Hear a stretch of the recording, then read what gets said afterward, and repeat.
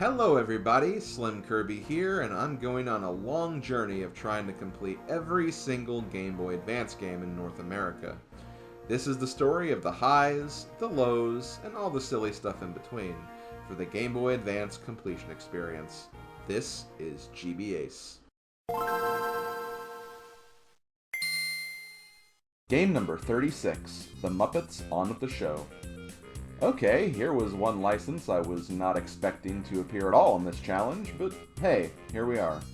I mean, I guess I shouldn't be too surprised, they are the Muppets after all. Kermit the Frog and Miss Piggy are like puppet icons in their own right. I guess I just didn't really see the early 2000s as a really strong Muppets age or something, that's all.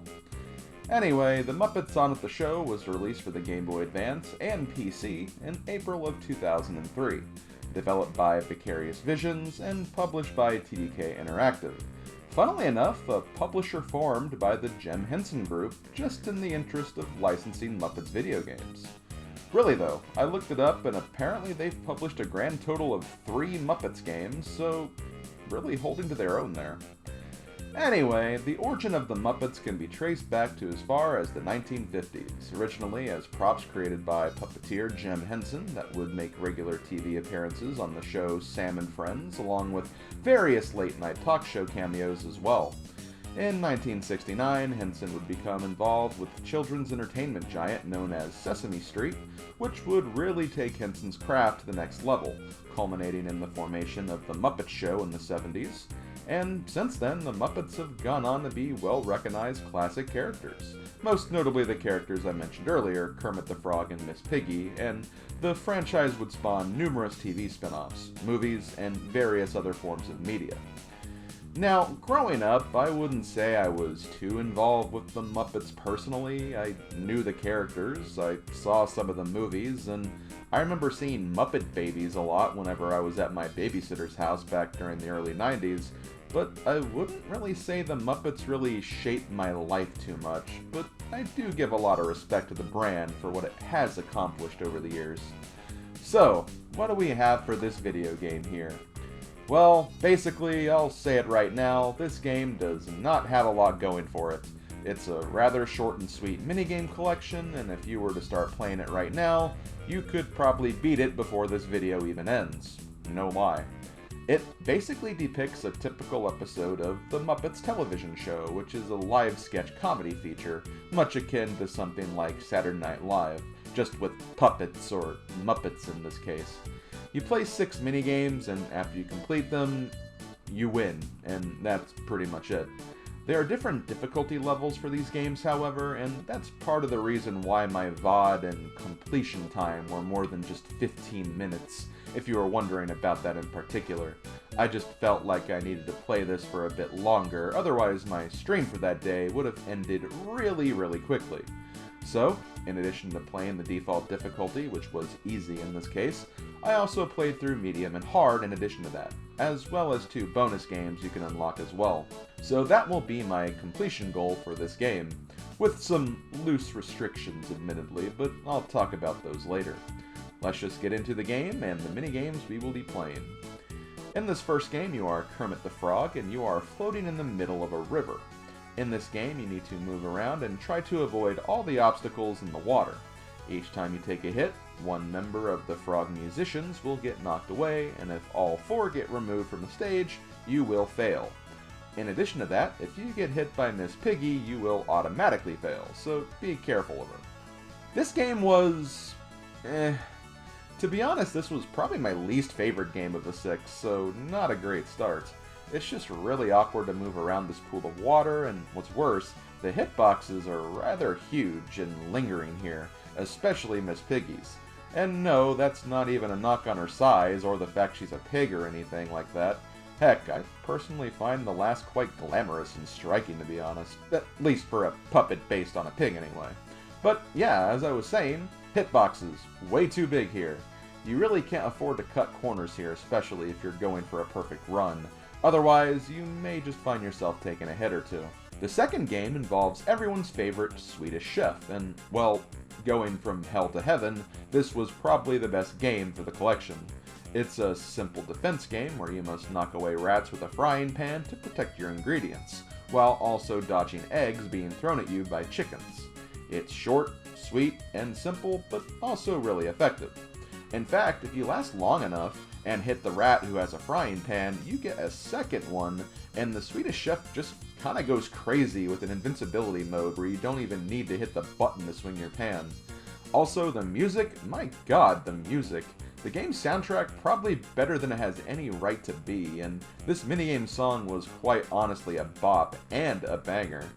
Heck, it even got to a point where some of my chatters started posting the Dino Dance emote whenever this minigame was going on, and while the music was playing. Yeah, you go, Ryu Ash. Keep up those wild dancing moves. Woo! You go, girl. So yeah, this minigame was decent. Maybe a bit too simple, and it was kinda hard to tell sometimes if you were in the right lane or not when striking the rats, but I had fun with this one at least. The third minigame involves Dr. Bunsen and his assistant Beaker, and this is also another defense game. In this one though, you have to remove objects on 2 opposing conveyor belts while letting the potions drop into the vat instead, so the meter in the middle reaches its max potion intake. Anything else drops, the meter will decrease a little, and you have to spend a little more time waiting for additional potions. This game was okay, but for the love of all things good and pure, be careful of the steam that blows into your face in the middle of the play area, as that will stun you if it goes off and if you're in the way, and that could cause you to miss an item in the process. Next up, we have Gonzo's minigame, and in this game you have to lead Gonzo and his vehicle through a series of targets while also avoiding obstacles by changing lanes or by jumping. You can also collect balloons, which apparently give you bonus points, but I'll be honest, I couldn't exactly tell how or to what extent.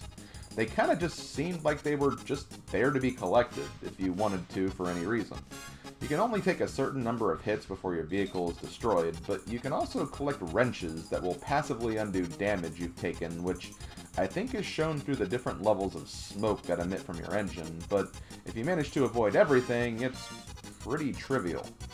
But yeah, another okay game, nothing too special, but nothing too bad either. For minigame number 5, we get back to Kermit and Miss Piggy, although Miss Piggy is the one you control this time, as she needs to rescue her knight in shining armor Kermie from a giant creature known as Jurassic Pork. And no, that was not a joke I made, that's actually the name of the monster. For this one, you basically have to avoid projectiles while also knocking back the projectiles being thrown at you.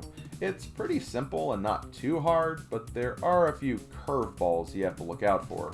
Sometimes the monster will duck, which will force you to hit Kermit instead, and if he takes too much damage, well, he lands in the arms of the beast, and I'll just let this sound clip from Futurama speak for itself. Computer sentences them to death by snoo-snoo! Wow, it really isn't so easy being green, huh? I didn't realize it during the game at first, but apparently there is a tell for this if the pig monster laughs beforehand, so if that happens, do not reflect the projectile, just try to avoid it.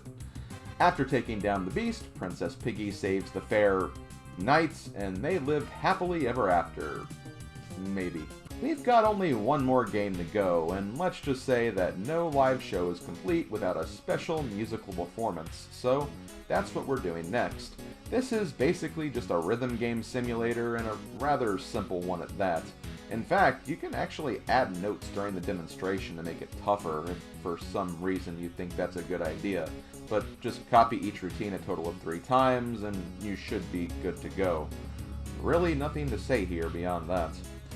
And with the completion of this minigame, well, guess what? You've actually beaten this game. Congratulations.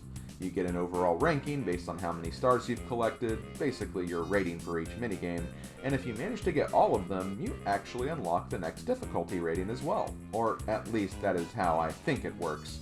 But yeah, as far as beating this game, that's pretty much all you need to do for this one, so not even 15 minutes into the game, I had already completed it. And that was with having to restart the first minigame again, so not a very long one today.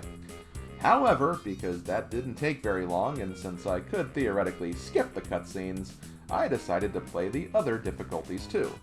Also, for some reason, this random piece of shovelware actually had retro achievements too, given the set only had 7, so not an incredibly varied set anyway, but still, there was a reason to play on apparently. Also, there were some bonus minigames too that you would get from playing the harder difficulties, so it seemed like a good use of my time since this wasn't too long anyway. On the higher difficulties, I wouldn't say things change too much, but you can generally expect the typical things.